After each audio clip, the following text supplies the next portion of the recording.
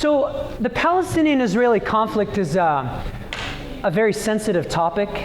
Once you bring it up in conversation, people's blood pressure kind of goes up. And people seem to fall into one of two camps. Most of the time, they're either really pro-Palestinian or really pro-Israeli. And there seems to be very little in between. And those who don't know much about the conflict feel uncomfortable asking, because it's not one of those subjects that you feel comfortable admitting to not knowing anything about. I mean, it's all over the news. So I have people meet me and they find out I'm a Palestinian and they just go, interesting. And I can tell that they'd like to know a little bit more, but no one asks. Sometimes, and I may have told you this before, sometimes when people find out that I'm a Palestinian, they ask me when I converted to Christianity. And tongue-in-cheek, I always say Pentecost, because if you think about the church started in Jerusalem. And my last name actually Ateek, and I had an awkward situation this week. I had shared with this person next door to me that my last name Ateek, it means old or ancient in Hebrew and in Arabic and in Aramaic, and those are actually in Arabic Ati, in Hebrew Atik, they're still used. And so the origin of that name is that my family, my dad traced this, and we're the oldest Christian family in Nablus. And Nablus in the Bible is Shechem. It's like a biblical city. So we like to think that if we were the oldest Christian family in Nablus, then we probably go all the way back to Pentecost. So I shared with this guy that I told him that. And so he introduced me to his mom this week, and he goes, "Mom, Sari can trace his lineage back to Jesus." And I was like, yeah, thanks to the Mormons, they can, trace it all back there. So let me kind of give you a preface. Sorry if you guys are standing. Anyway, if you're young and able and you see someone that needs to sit, I invite you to please give them your chair. We'll set this up better next time.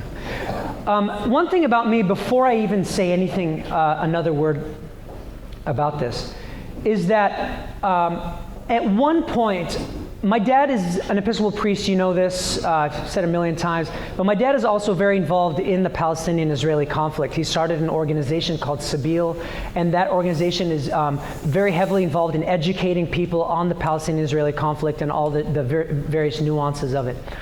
So for the longest time, I felt a lot of pressure as the son of my father to kind of do the same thing he did. And so, people would invite me to speak and be like, oh, Naeem Ateek's son is here. This was in LA.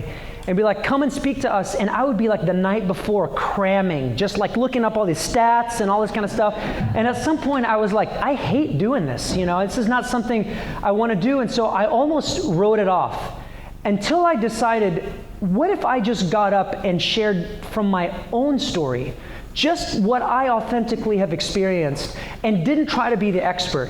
And what if I just prefaced and said up front, if you ask me a question that I might not know the answer to, I'm just going to tell you I don't know.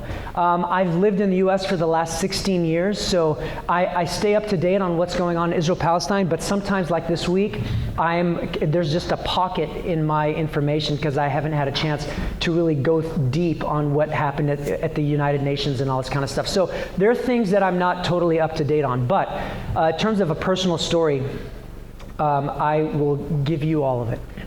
The other thing is that telling a story about Israel-Palestine depends on the perspective that you're going to hear depends on who is telling you the story.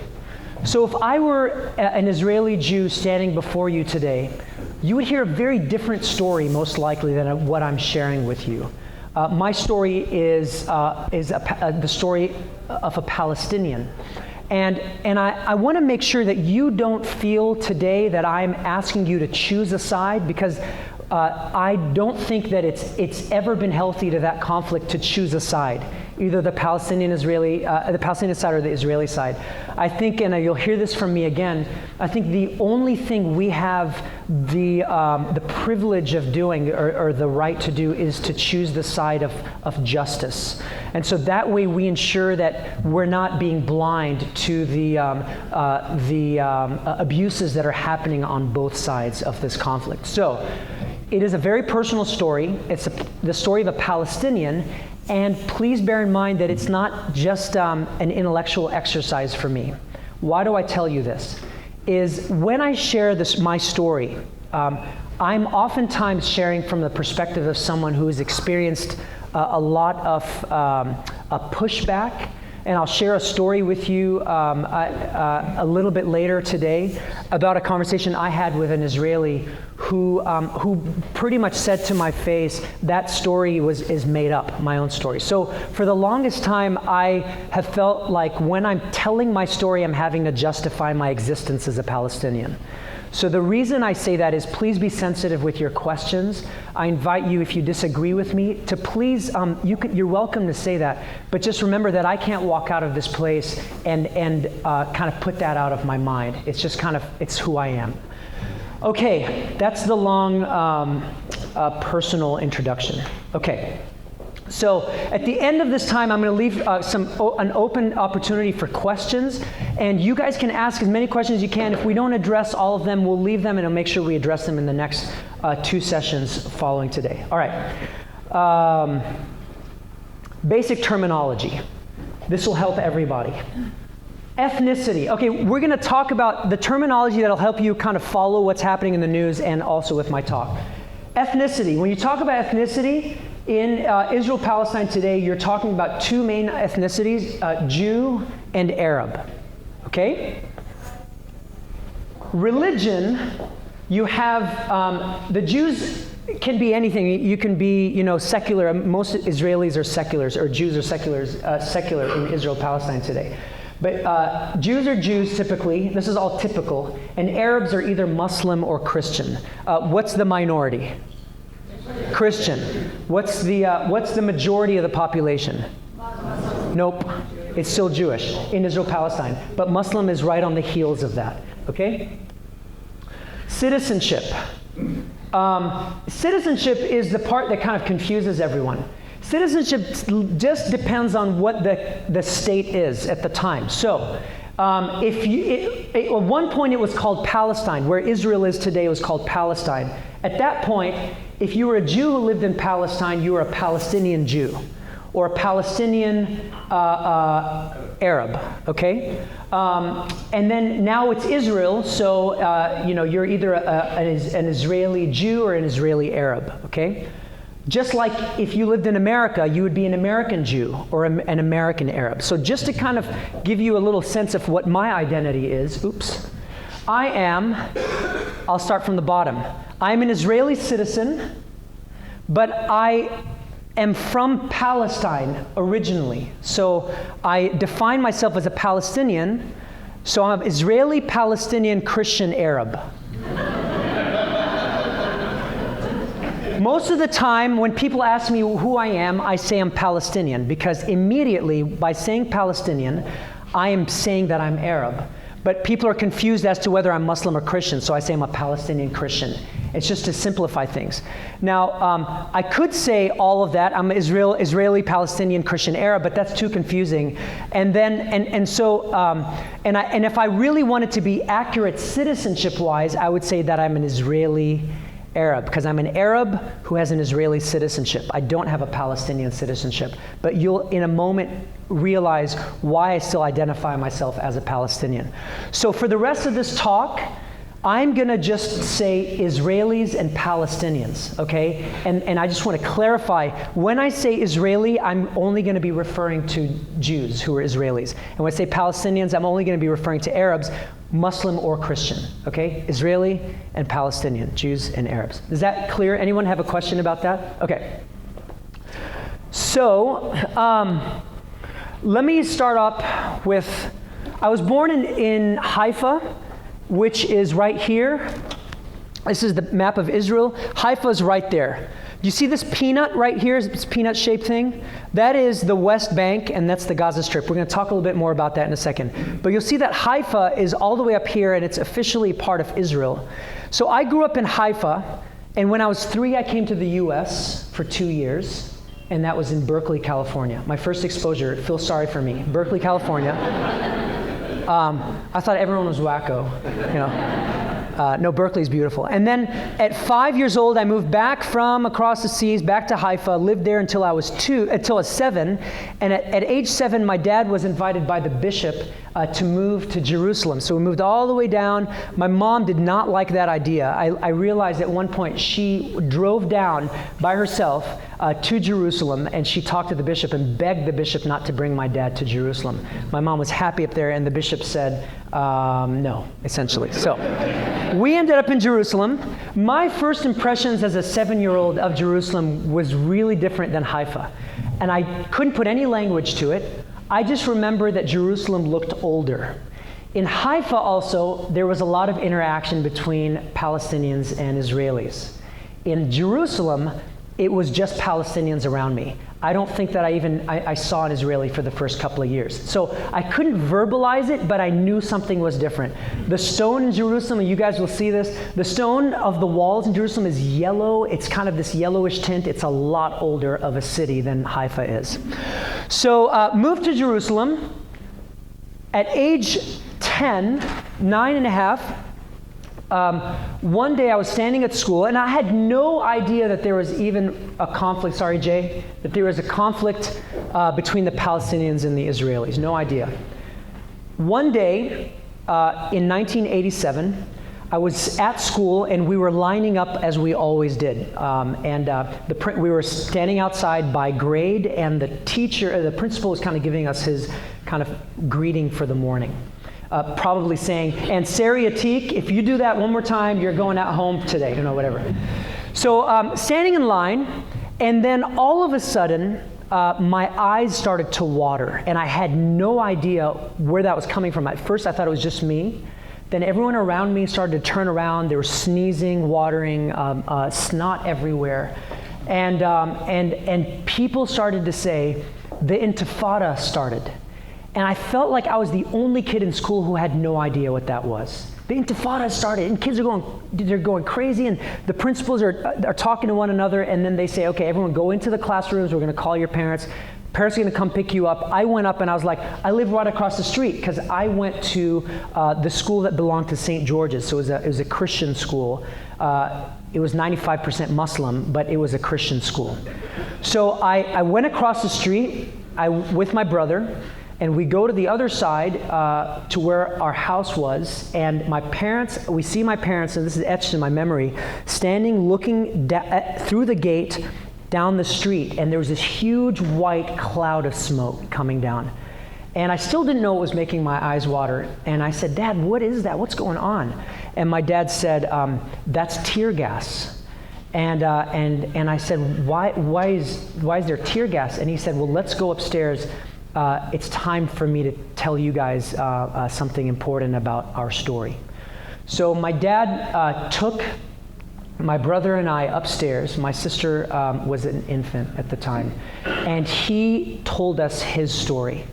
And this is, at this point, I want to kind of pick up with my dad's story. And I just want to give you a visual here real fast. That's me at that time. That's me right there, right around that time. My sister and doesn't she look like Miriam, those who know my daughter?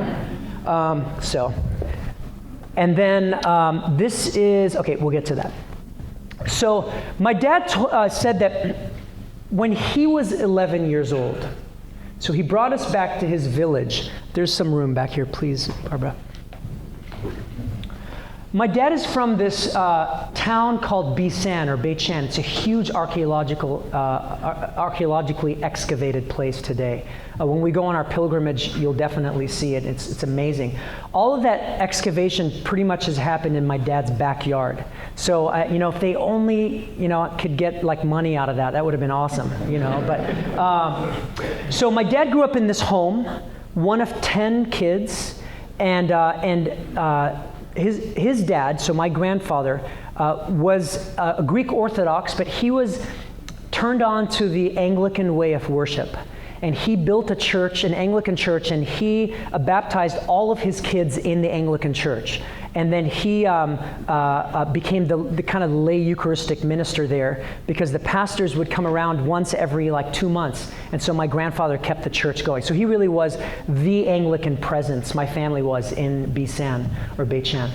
So my dad grew up there, and when he was 11, one day, he, out of nowhere, he told me that planes started flying over. And it just as I think about it, it's funny that his experience was the same as mine, is all of a sudden something happened and he had no idea what it was. For me, it was tear gas. For him, it was planes flying over. And he told me that he went, as an 11-year-old, he dug this hole in the backyard and he lay in it so that he could watch the planes fly over. And then a few days later, soldiers came in to his hometown, and within a couple of hours, they were all rounded in the center of the town, and they were put on trucks, and they were taken to Nazareth, where they became refugees. And what I'm gonna do is I'm gonna give you a little bit more of a background than my dad gave me, because I was 10 at the time when he told me the story, but you all are older than that, so I can complicate this a little bit more for you. So the history of what happened up until that point, that brought those soldiers to my dad's doorstep, goes back about 50 years prior to that. The land of Palestine, should I go to that yet? No, let me hold off.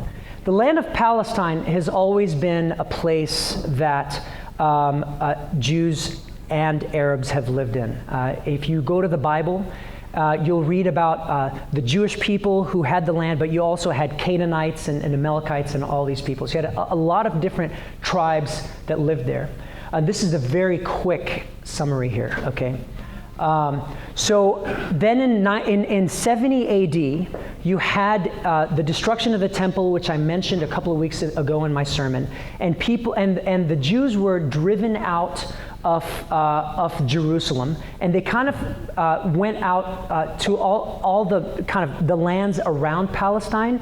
But from that point, the majority of the Jews lived in a little concentrated area up in the north of what is Israel today in Galilee. Fast forward a little bit, you had the growth of the Christians in there. By 600 AD, the majority of the population was Christian. Then the Muslims came, and people converted to Islam for a number of reasons. Initially, it was better tax-wise to be a Muslim, but there was a lot of respect for all the three religions, Muslim, Christian, and Jew. And then you had some more oppressive Muslim leaders, and then people began to convert by force. But eventually, you ended with the majority of the population being Muslim. Okay, this is really fast forward. Then the Ottoman Turks took over, and you had the Ottoman Turks in there for what, 400 or 500 years? Okay. Then I'm bringing us up now to about the late 1900s, and this is where this story really begins. Anyone who says, oh, the Palestinian-Israeli conflict has been going on for 2,000 years, please correct them and say no. It's only been going on for about 1 century. So what happened is that you had this rise in anti-Semitism in Europe, and we all know about this. And as a result of this rise of anti-Semitism, there became this movement that started with a man named Theodor Herzl, who said, we've got to find a place for the Jewish people. This was in Europe, this conversation happening in Europe. A place for the Jewish people to go so that they can not be exposed to all of this hatred. And they started this thing called the National Zionist Congress, and that began in the late 1900s. And the move was to find anywhere in the world where the Jews can go and become and find their home. Now, the thing about that, sorry. Late 1900s. Late 1800s. Late 1800s, thank you. I saw some heads shaking and I was, okay. Late 1800s. So they found, they started to kind of look around, and there were a few places that were proposed. At one point, Portugal was a proposal on there. A portion of Argentina was as well. But what made most sense, right, is to go back to the homeland. And it did make most sense, and I agree with that. So what happened is this National Congress Zionist Congress started to move, and it was secular. It was not religious whatsoever. Please bear that in mind. And they started to move in the direction of politically trying to make this happen. During the First World War, you had the Allies kind of fighting with the Ottoman Turks in Palestine, okay? And the British had said to the Palestinians, who didn't have their own, they were still under oppression they were ruled by the Ottoman Turks. They said to the Palestinians, if you guys help us defeat the Ottoman Turks, we will give you your own state, okay? At the same time, the British said to the Jews in Europe, led by this National Zionist Congress, they said to them that we will, it was called the Balfour Declaration that set this in motion, that after the war we will give you Palestine as your state. So the British promised the land to the indigenous people and to the Jews. So do you see a problem starting here? After the First World War was done, the Palestinians said, we did it. We helped you guys make good on your promise. But all of a sudden, there were these boatloads of European Jews coming in.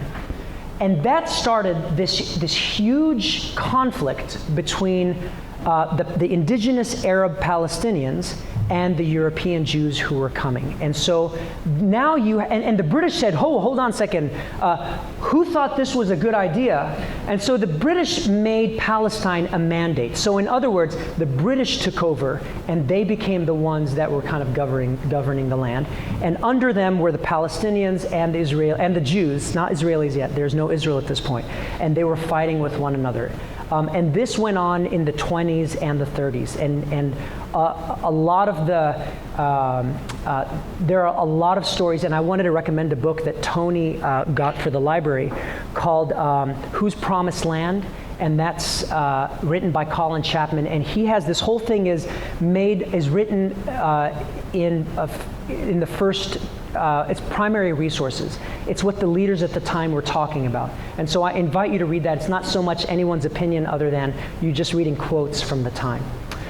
So this was happening, and at the time, I want to show you what it kind of looked like time-wise. So I don't know if you can see this, but hold on to this. But this was kind of what the land looked like. Where's my thing? Don't go ahead of me too much on this. Just stick to this first one for a second.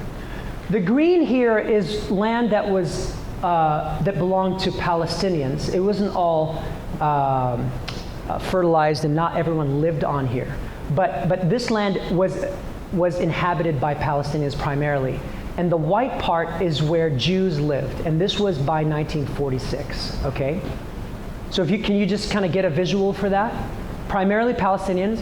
The white part was 5%, and it was owned by Jews, and the Jews comprised a third of the population by 1946. And the other 2/3 of the population was Palestinian, and they owned about 95% of the land.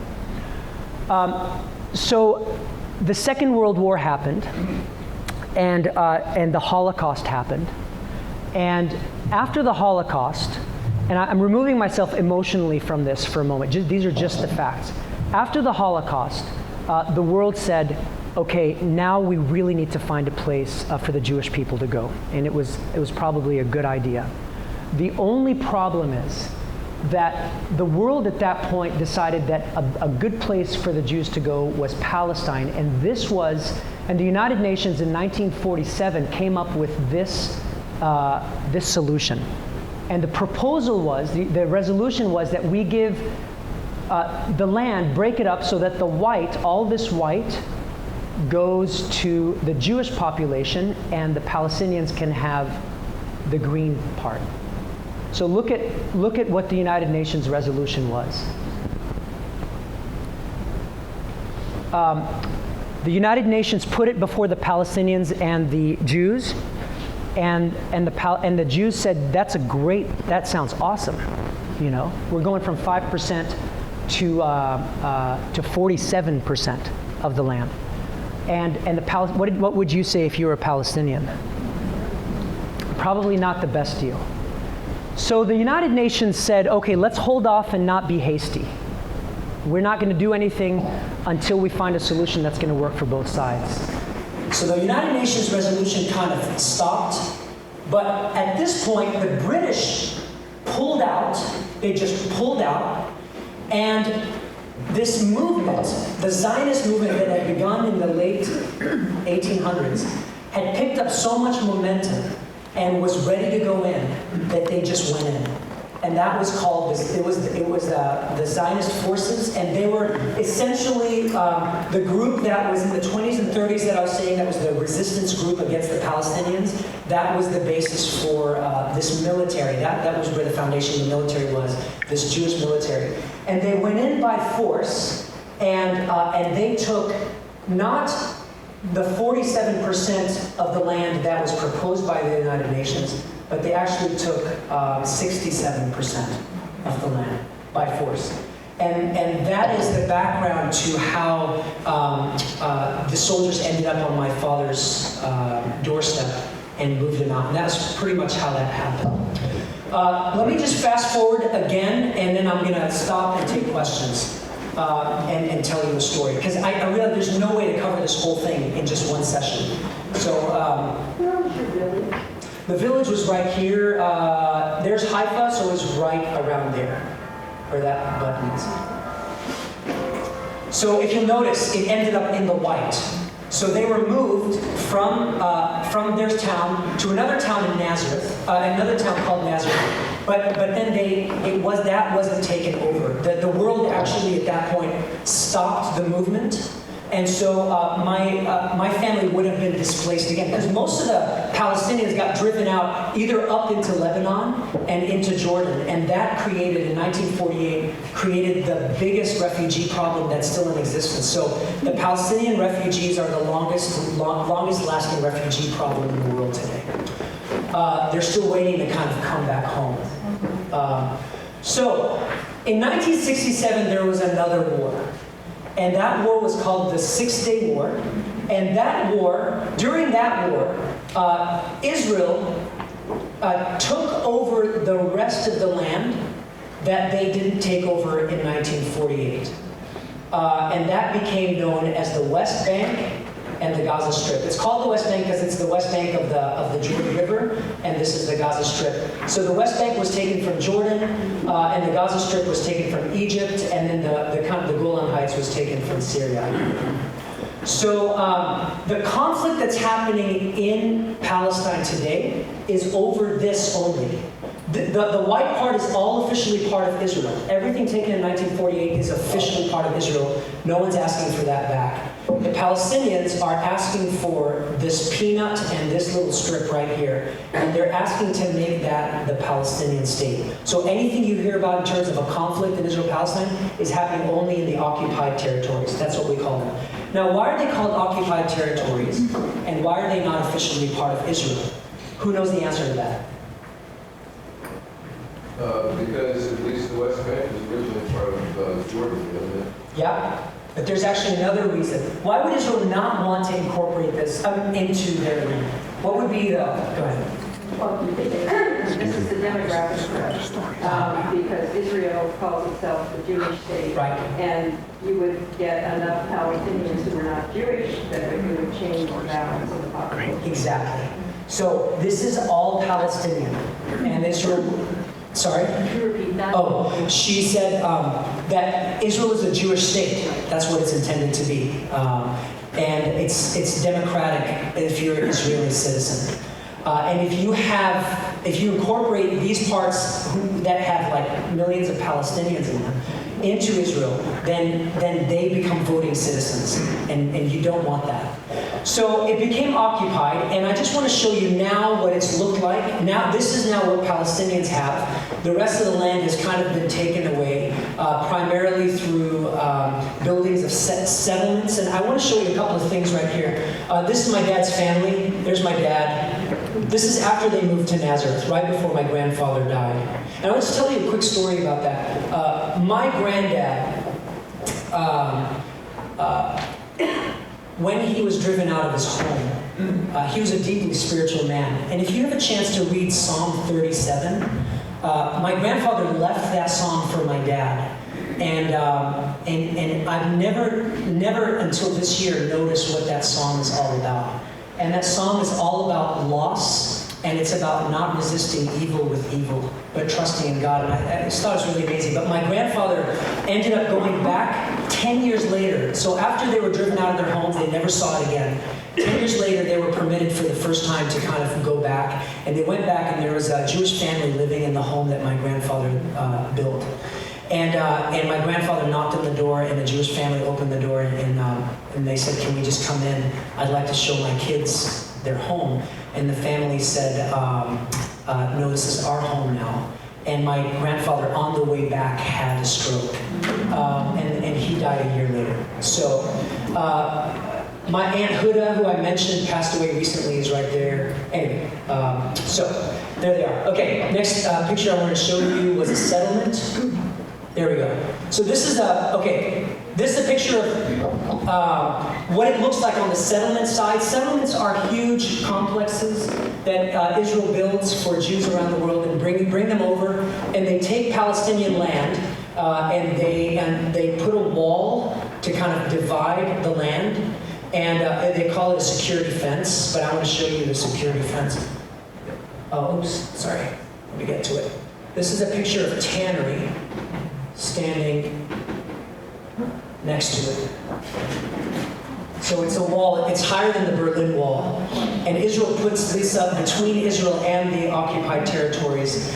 And there's tannery, can everyone see that? Right there. Tannery, are you here? Okay.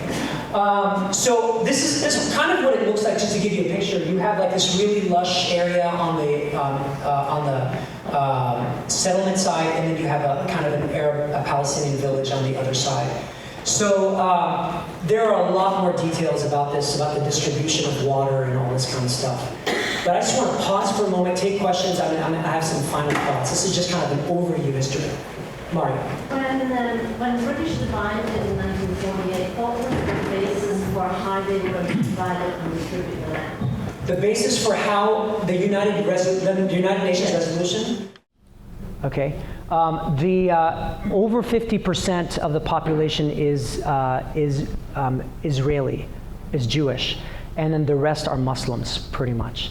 And I have specific numbers for you. I just, I didn't bring them. I intended to, but does that answer your question? Yeah, sort of, yeah. But and the second question is, so Muslims, is there like an issue between the Sunnis and the Shiites in that? No, every Palestinian Muslim is a Sunni.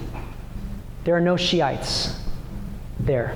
So, this isn't a fact question, and maybe to be addressed in one of the later ones, but I wonder what the relationship is between the Palestinian Christians on a day-to-day basis and the Palestinian Muslims, and what the tensions might be. Sometimes people are unified by opposition, so they might be unified against some of the things that happen in the Jewish state.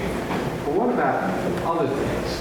Do they mingle? Do they share? Are there tensions of some kind? There are some tensions. For the most part, if you're Palestinian, then you're all under oppression. So Palestinian Christians and Muslims there's no separation. We're all under, we have as little freedom as the other person does. But yeah, in recent history specifically, there has been a rise in Muslim fundamentalism. Like Palestine was one of those places where Palestinians are a very educated group. Of course, I think so, but in kind of the Middle Eastern world. But we used to hardly have anyone wearing the head scarf, the Muslims. But now you even see the burqa, the full-on dress where you can't even see people. So there's been a huge rise in fundamentalism there, but it's all been tied to, I mean, it's anywhere in the world where there is oppression, you see a rise in fundamentalism. It's just one of those places. So there has been some tension between Muslims and Christians, but for the most part, in the past, there hasn't. And so, but I would say that Muslims and Christians, the majority of the tension is between them and the Jews. So it's really hard. So, Rodney. Yes, sir. Try not to point at you with this, blind you. I have to say I've come at this with quite a bit different perspective, and it would take a fairly long discussion to really, beyond the time that we have here, to really go into a lot of these issues. And I would challenge some of the narrative, just as you would challenge some of the things that I would say. But Speak up, Rodney. But one of the things I wanted to mention, just stay with one point. On the maps that you showed the 1947 partition plan and then following demographic distributions of the land. In 1937, the British Peel Commission also proposed a division of the land. Now, if you look at that map, the Arab side was allocated a huge amount of that area, and the Jewish side a relatively small amount, and it wasn't even contiguous. The Arab side was very large, it was very contiguous. I think it was 100% contiguous except for the city of Jaffa and the surrounding areas. And then the British had a small little area that contained Bethlehem and Jerusalem, a few other cities. The Arab side rejected that. Yeah. And I think that's a really good point, Rodney. I'm glad you brought it up because it helps me maybe explain, and I hear that a lot. I hear people who share with me, Yeah, sure. Sure. But when I look at that conflict, with all the complexities and the injustice and the suffering of both sides, what I see is the Israelis, and I mean the Jewish Israelis, just in the sense that you were referring to them. The Israelis are trying to resolve this repeatedly. And I see rejection after rejection after rejection on the Arab side, coupled with tremendous violence. I don't see the same level of that in the Israelis. Thank you very much, Rodney. What Rodney is saying that there have been moves on Israel's side to try to solve the conflict, and that Palestinians have rejected the proposals. Let me just go back and show you that map. And I guess the best way, Rodney, for me to put this, just to explain where this is coming from, is if you have a home and someone comes and says, look, we're just going to take your backyard. We're not going to take anything else, just your backyard. But you can keep the rest of the house. So I invite you to think of it kind of in a personal way. For the Palestinians, they had olive groves. They had all kinds of things on these lands that were being annexed. And so from the outside, if you're looking at it from the perspective of, well, you have two people who should live in this place, then why would the Palestinians say no to it? But you have to realize that there was, at the time, the Palestinians felt like they knew the land was theirs, and there was nothing in it for them. For them, it was just a loss of land. It was a loss of property. And so there wasn't this kind of like, oh yeah, we feel like being generous and we'll give up, in the same way that in your home, you wouldn't just be generous to the person, to your neighbor, and just kind of give them your yard. So I just want to bring that kind of home, that there was a rejection, you're absolutely right, but there was no reason not to reject something like that. The reason Palestinians have rejected the plans in the past is because Israel's offer to give them land back did not include the land that within Palestine. Like if Israel had said, we'll give you the West Bank and the Gaza Strip in its full, the Palestinians would take it in a heartbeat. There's no question about it. But what Israel is proposing is, we'll give you these areas, the green, but you don't have access to the rest of the peanuts. So you can't have access from your town to another town in Palestine. you have to go through our checkpoints in order to get there, because there are all these settlements that are here, and Israel is not going to dismantle the settlements. And that's what you hear in the news when the Palestinians ask for the dismantling of settlements, because it's the only thing that could even remotely start resembling something that the Palestinians would take. So just to kind of reiterate, and I really do invite you all, and don't take my word for it, but look at specifically what the land is that's being offered back to the Palestinians. And if it's anything short of the 23% that remained, then there I think is a logical reason why Palestinians don't want to say yes to that, because then that locks them in. They would rather keep fighting. And now I want to say something really important.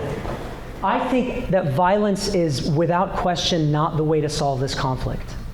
And I think that Palestinians have done themselves a huge disservice by doing violence. And there were two intifadas, you might remember. 1948, the intifada that, I guess I didn't mention this, but when my classmates started saying the intifada started, does anyone know what intifada means? Uprising or struggle. That was the first struggle in 1987 when the Palestinians said, we can't do this anymore. And so the uprising was mainly, it was boycotting of Israeli goods. You had kids, like in my class, that would go out to the streets with stones, and they would throw stones at the Israeli soldiers. But beyond that, it was primarily nonviolent. The Israeli soldiers would shoot back with rubber bullets, sometimes with live bullets, but it was mainly a form of boycotting. But then you had the Oslo agreements, if you guys remember that, in the early 90s. And that was very hopeful for Palestinians. You also remember when Clinton and Arafat stood on the White House lawn and they shook hands. It was very hopeful, but that broke apart because the sides didn't stick to their promise of what kind of those terms were going to be. And then in 2000, you had the second intifada, and this one was all bloody. And the first suicide bombings started in like 93 and 94. So the Palestinians primarily nonviolent up until about 94, and that's where it all went downhill.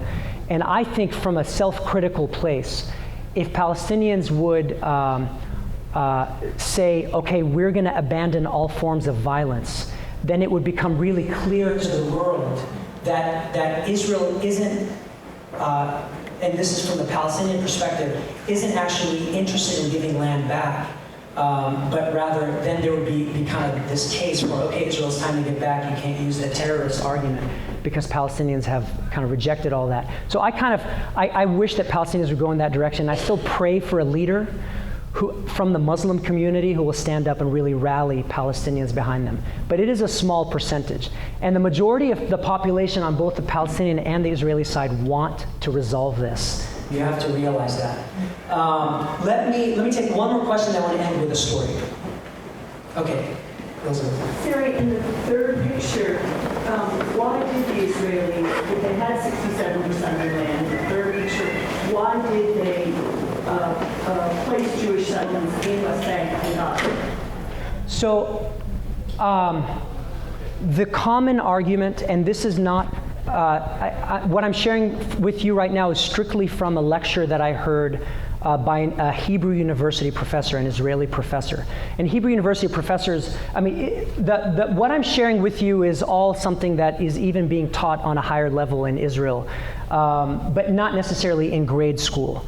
But this Israeli professor said that Israel's intention was to make all of this Israel, and so it was a settlement.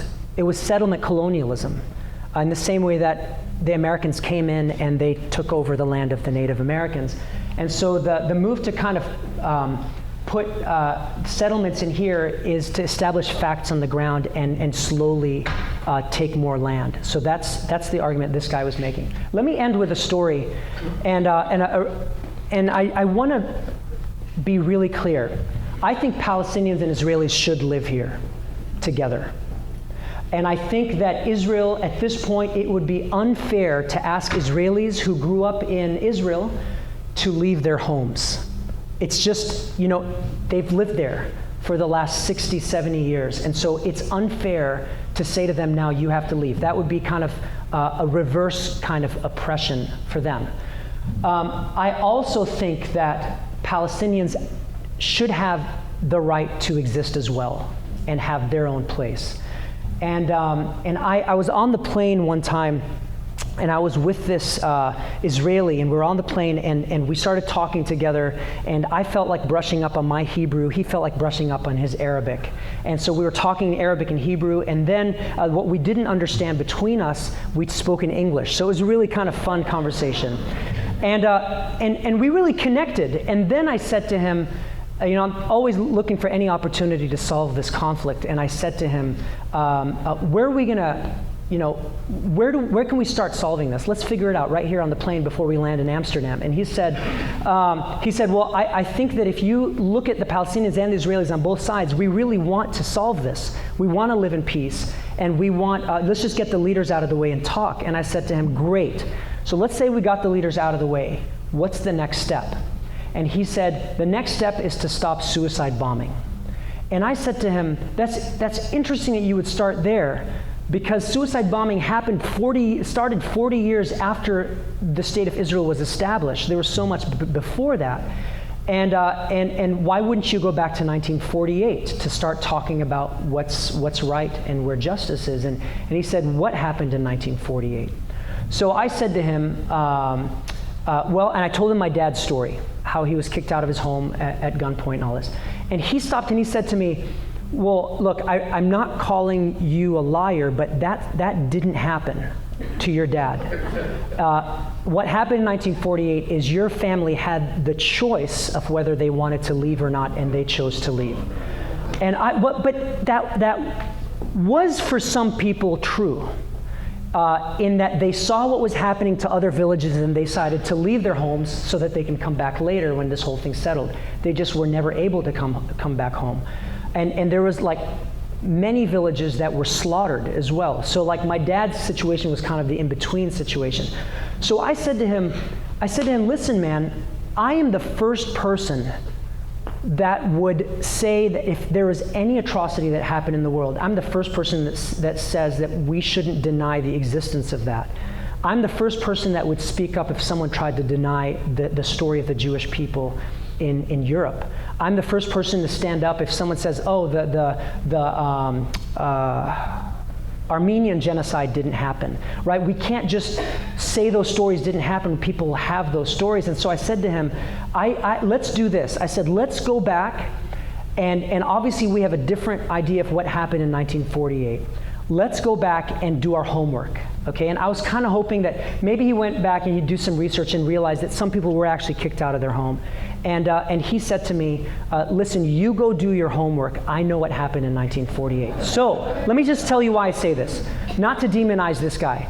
The reason I say this is because, yes, Palestinians and Israelis want peace, but both have completely different stories as to what happened in 1948.